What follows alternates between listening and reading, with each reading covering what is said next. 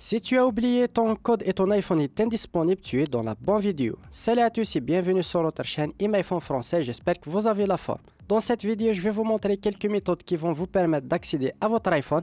Mais avant cela, n'hésitez pas à liker, de vous abonner à la chaîne et à activer la cloche pour être notifié de chaque nouvelle vidéo. Et sur ce, on passe aux explications. La première méthode qui est disponible dans la version iOS 17.2, c'est de cliquer directement sur mot de passe oublié et lancer la réinitialisation de votre iPhone.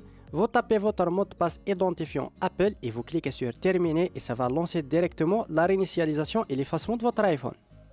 Deuxième solution, c'est d'utiliser iCloud pour effacer votre iPhone indisponible. On va se connecter avec notre identifiant, puis directement on va cliquer sur localiser. Directement on va cliquer sur l'iPhone en question, puis on va cliquer tout simplement juste en bas sur effacer. Il y a une nouvelle fenêtre, on va cliquer tout simplement sur suivant. Puis on va cliquer à nouveau sur suivant sur ces étapes, puis on va cliquer sur effacer. Automatiquement l'iPhone va être effacé et réinitialisé et vous pouvez à nouveau le configurer et vous aurez besoin bien sûr de votre identifiant et mot de passe Apple et là vous pouvez accéder à votre iPhone.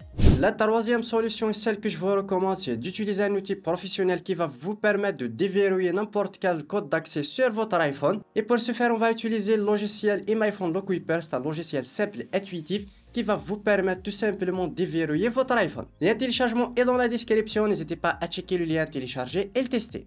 Voici l'interface logiciel iMyPhone Lockkeeper, le lien de téléchargement est dans la description, c'est un logiciel simple et intuitif. On a plusieurs options, par exemple déverrouiller le compte Apple.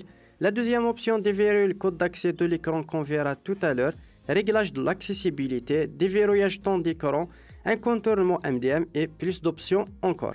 Je vais tout simplement connecter mon iPhone sur mon PC avec le câble USB. Puis directement sur le logiciel, on va choisir la deuxième option, enlever le code d'écran. Puis tout simplement, on va cliquer sur commencer.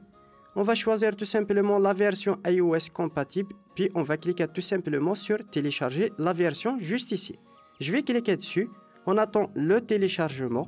Le téléchargement va prendre quelques minutes. Après le téléchargement, il va extraire le firmware du micro-logiciel de votre iPhone. On attend juste un petit peu.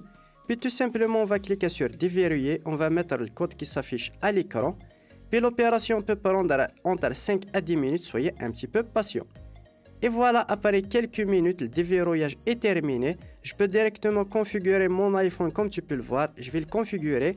Après la configuration de votre iPhone sur les réglages primaires, vous allez tomber directement sur cette page et vous allez créer tout simplement un nouveau code sans avoir à connaître l'ancien code. Après avoir saisi un nouveau code, vous allez tout simplement configurer à nouveau votre iPhone. Puis comme tu peux le voir, j'ai accès à nouveau sur mon iPhone tout simplement grâce à ce logiciel. C'est assez rapide et facile grâce au logiciel Lockkeeper de iMyPhone, alors n'hésitez pas à tester cette méthode. Dernière solution, c'est d'utiliser l'iPhone pour effacer et réinitialiser votre iPhone. Pour ce faire, ouvrez iTunes et connectez tout simplement votre iPhone en mode DFU directement sur iPhone. Directement, iPhone va reconnecter votre iPhone. Vous cliquez tout simplement sur mettre à jour et restaurer. Vous cliquez sur mettre à jour. Vous acceptez les conditions directement en descendant jusqu'en bas et cliquant sur suivant. Vous attendez le téléchargement de la mise à jour. Après 5 à 10 minutes, vous pouvez à nouveau configurer votre iPhone afin de l'utiliser à nouveau. Voilà, on arrive au terme de cette vidéo. J'espère qu'elle vous aura plu. N'hésitez pas à me le faire part dans les commentaires. Lâchez un gros pouce bleu pour soutenir la chaîne. Si vous avez d'autres problèmes iOS, n'hésitez pas à me le faire part dans les commentaires. Et sur ce, à une prochaine vidéo.